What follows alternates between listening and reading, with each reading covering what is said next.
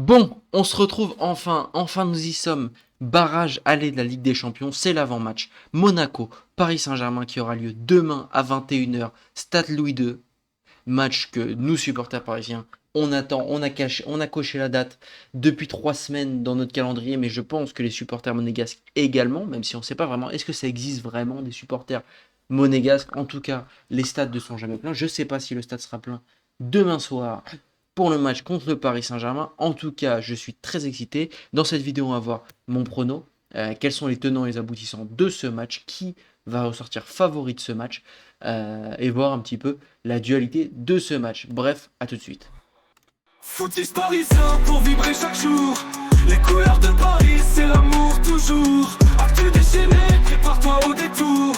PSG, c'est la vie, la passion, le parcours. Yo yo les petits frérots, Footix parisien, vous connaissez déjà, premier sur les news du Paris Saint-Germain, pour ne pas rater une news du Paris Saint-Germain, je les fais toutes, abonne-toi. Bref, passons à la vidéo. Opta, qu'est-ce que nous dit Opta? Je ne sais pas si vous connaissez Opta, je vous présente maintenant vidéo après vidéo. C'est un site qui permet de donner les pourcentages de chances de victoire des certaines équipes. Et là, on voit ici le Paris Saint-Germain, juste ici, contre Monaco. Ça, c'est uniquement, c'est pas le pourcentage de se qualifier, parce que le Paris Saint-Germain, je pense que la qualification du Paris Saint-Germain, ça va être, honnêtement, moi, je la mettrais entre 85 et 90%. Honnêtement, je vois pas le PSG se faire sortir par Monaco. Je vois pas le PSG se faire sortir genre, en barrage par presque n'importe quelle de ces équipes. Il pourrait y avoir, honnêtement, j'aurais peur si on avait rencontré l'Inter, le Real Madrid ou l'Atlético Madrid, et encore, franchement, honnêtement, je vois le Paris Saint-Germain comme étant l'équipe la plus forte de ces 16 équipes. Mais on sait tous que le foot n'est pas une science exacte et que on peut se faire surprendre. Bon, en attendant, le Paris Saint-Germain aurait demain 56,5% de chance de l'emporter.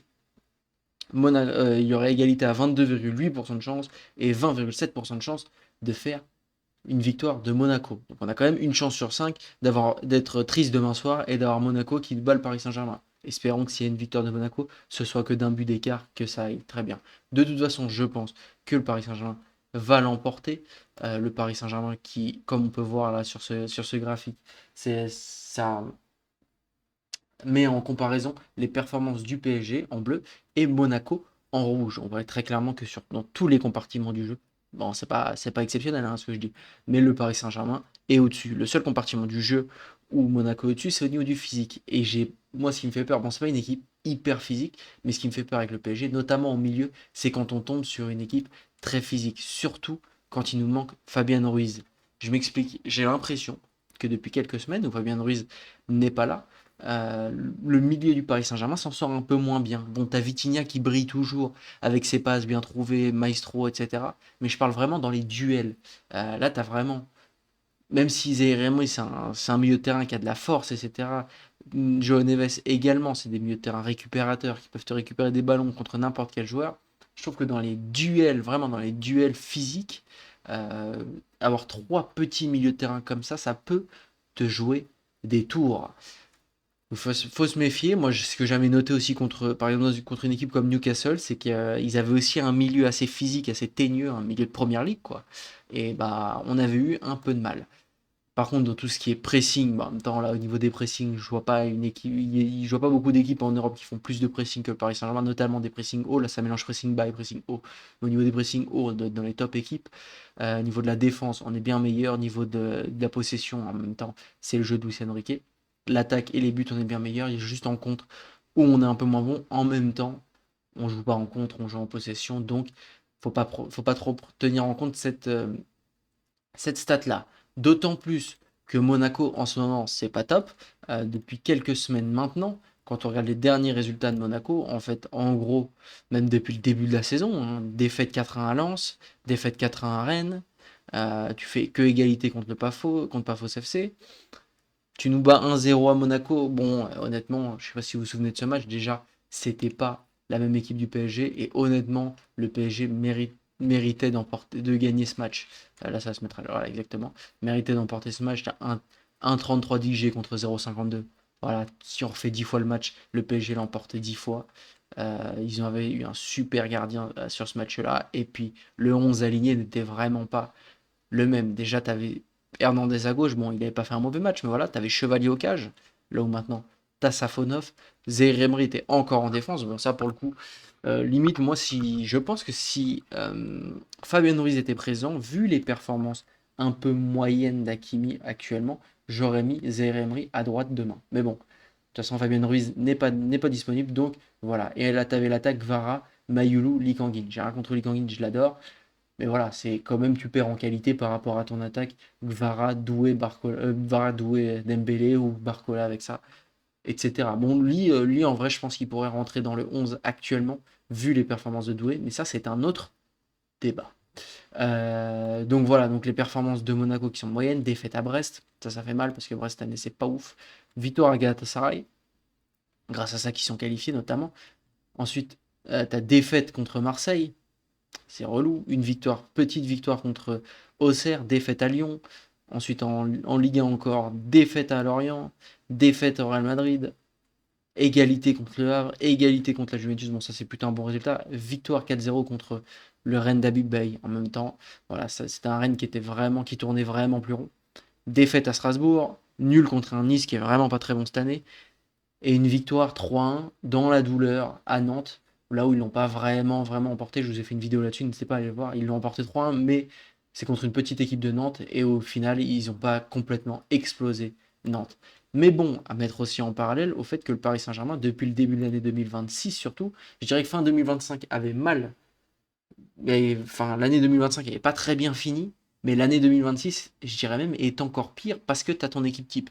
L'année dernière, on se disait, bon, le jeu c'est pas top, machin, c'est moins bien que l'année dernière, c'est moins bien que 2024-2025, mais en même temps, t'as Dembélé blessé, t'as eu Doué blessé, t'as eu Hakimi blessé, bref, t'as eu plein de blessés qui ont fait que, bon, malgré ça, t'as quand même réussi à tenir la baraque. Mais là, depuis 2026, tu as une victoire dans la difficulté contre le Paris FC, égalité contre Marseille, défaite éliminée de la Coupe de France contre le Paris FC. Bon, là, une belle victoire contre Lille, ça faut le dire. Une défaite contre le Sporting, euh, une victoire contre Auxerre, seulement 1-0, but de Barcola à la fin qui nous sauve un petit peu. Égalité contre Newcastle. Défaite contre. Non, victoire, pardon, 2-1 contre Strasbourg, où là, bon, là c'était plutôt pas mal, mais Strasbourg était quand même une bonne équipe. On a écrasé Marseille, voilà, si on peut le replacer, on le replace. Et ensuite, défaite contre Rennes, où à mon sens, tu méritais quand même de gagner. Mais bon, quand t'es le Paris Saint-Germain, tu dois faire mieux. Mais tout simplement, en 2 matchs, pour l'instant, le PSG n'a pas gagné, n'a pas remporté un seul match en 2026 en Ligue des Champions. Et ça pourrait être terrible parce que la série pourrait continuer, et si la série continue sur les 2 prochains matchs, t'es éliminé. Donc ça serait, voilà, là c'est vraiment un match où il faut se réveiller, mais de toute façon je compte sur le Paris Saint-Germain pour se réveiller. Aussi, autre chose à mettre en exergue, le Paris Saint-Germain est actuellement deuxième de Ligue 1, tu te dis bon, relou, on mérite d'être deuxième, on est moins bon cette année. Si tu regardes au niveau des XPTS, X points, c'est les points que devraient avoir les clubs si, si les stats étaient suivis. En gros, je vous explique, un match que tu gagnes 5-0, euh, voilà, généralement, tu vas avoir 3 points. Un match où tu l'emportes avec un but à la 90e minute, c'est pas où tu vois, tu mérites pas forcément de l'emporter. Mathématiquement, tu devrais pas l'avoir emporté. Bon, bref.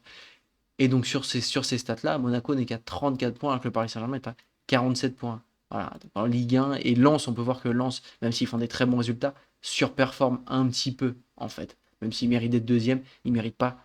Enfin, ils méritent pas, j'ai pas envie de leur enlever du. Voilà, surtout qu'en plus, super. J'aime beaucoup la rivalité cette année entre Lens et Paris. Ça nous pousse à faire mieux et ils font un super truc. Ils font un super championnat et c'est top pour eux. Bref, aussi au niveau des salaires, tout simplement. Le Paris Saint-Germain, c'est une masse salariale annuelle de 178 millions, alors que Monaco, c'est 63 millions, voilà. Et puis, tu as des gros salaires comme Pogba qui n'a pas joué. Je crois pas qu'il soit en dessous Fati qui joue pas non plus, qui est blessé, voilà. Tu as quand même pas mal de gros joueurs qui sont pas présents. Paul Pogba qui est même pas dans le groupe. Pour vous donner un ordre d'idée, c'est un budget entre Marseille qui a 90 millions et Lens qui a 40 millions. Bon, le budget ne veut pas tout dire, hein. Lens qui a 40 millions fait une super saison. Marseille qui a 90 fait une saison à chier. Voilà, on peut le dire clairement, à chier. Euh, donc voilà, ça ne veut pas tout dire, mais ça veut quand même dire quelque chose, surtout les soirs de grands matchs. Euh, Également, au niveau des stats, ça prend uniquement les stats de Ligue des Champions. Monaco est une équipe qui marque vraiment pas beaucoup. 8 buts en 8 matchs de Ligue des Champions, c'est vraiment, vraiment pas beaucoup. Ça fait partie, je crois que c'est la 30e pire équipe de Ligue des Champions sur 36, il y en a eu 36.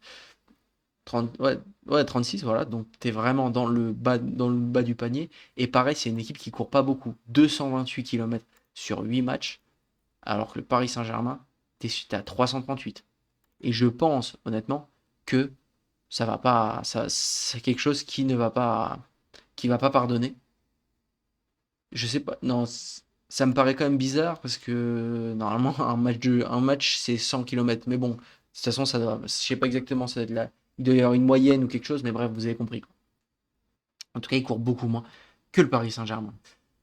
Parce que le Paris Saint-Germain court pas que 42 km en moyenne dans un match. Bref.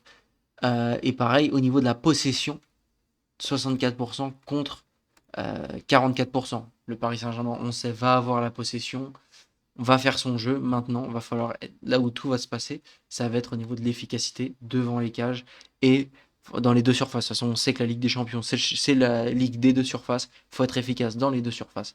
Donc le Paris Saint-Germain ne peut pas nous décevoir à ce niveau-là. Ils ont pas mal déçus en 2025-2026 au niveau de l'efficacité. Bon, là, encore rien n'est joué. Encore une fois, on gagne la Ligue des Champions. Vous êtes excusé de tout. On gagne Ligue 1, Ligue des Champions. Vous pouvez, voilà, vous pouvez faire la saison que vous voulez. Tu seras sur le trône et on peut rien dire. Mais voilà. Bref, n'hésitez pas à me dire vos pronos. Bah, je vais dire mon prono. Moi, mon prono, c'est qu'on va avoir une victoire un peu dans la douleur. Je vois bien un 1-0 ou un 2-1 pour le Paris Saint-Germain.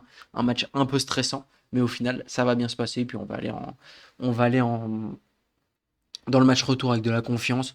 Et le match retour, je pense que ça va faire, pas comme Brest, on va pas gagner 7-0, mais ça va être un match où, voilà, on va pas stresser. Voilà. Voilà. Donc n'hésitez pas à me dire vos pronos dans les commentaires. Ça me fait plaisir de chaque fois de voir vos commentaires, vos likes, vos abonnements. On est bientôt à 150 abonnés. Je sais pas si vous vous rendez compte. Pour certains, c'est rien du tout. Je pense qu'il y a des gros youtubeurs qui gagnent 150 abonnés carrément par jour. Moi, 150 abonnés, ça me paraît énorme. Quand je pense que je pose une vidéo et que je peux avoir 150 personnes devant moi qui me regardent, je trouve ça énorme. C'est un truc de fou. Bref, n'hésitez pas à vous abonner, partager et liker, ça me fait toujours plaisir. Et puis mettez vos pronos, comme ça on va pouvoir voir. Dans l'après-match, je mettrai un petit peu les pronos, je saluerai ceux qui ont réussi et je me moquerai bien sûr de ceux qui ont raté. Bref, ciao les gars.